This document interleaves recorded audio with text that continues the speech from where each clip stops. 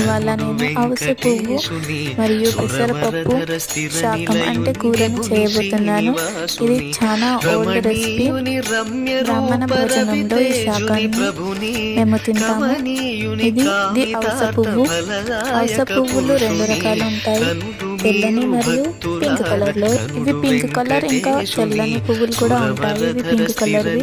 ఆ పువ్వుని ఒక్క రెక్కలుగా తీసుకొని తుంచుకున్న తర్వాత వాటి కింది భాగాన్ని మరియు ఆకులని కట్ చేసుకొని నీళ్ళలో చక్కగా కడుక్కున్న తర్వాత పప్పుని నానబెట్టుకు వేసుకున్నాక పువ్వులు తగినంత పసుపు, ఉప్పు, తగినంత కారం, చిటికెడు ఇంగువ వేసి చాలా బాగా కలుపుకోవాలి. కలుపుకున్న తర్వాత పెసరపప్పుని యాడ్ చేసి కొన్ని నీళ్ళను పోసుకొని దగ్గర పడేలాగా ఎంతో ఆరోగ్యవంతం అవిసె పువ్వులో పెసరపప్పు శాకం రెడీ. అన్నంతో, వేడి వేడి అన్నంతో తింటే ఆ టేస్టే వేరు. ఓల్డెన్ అండ్ గోధుమ విలేజ్ రెసిపీస్.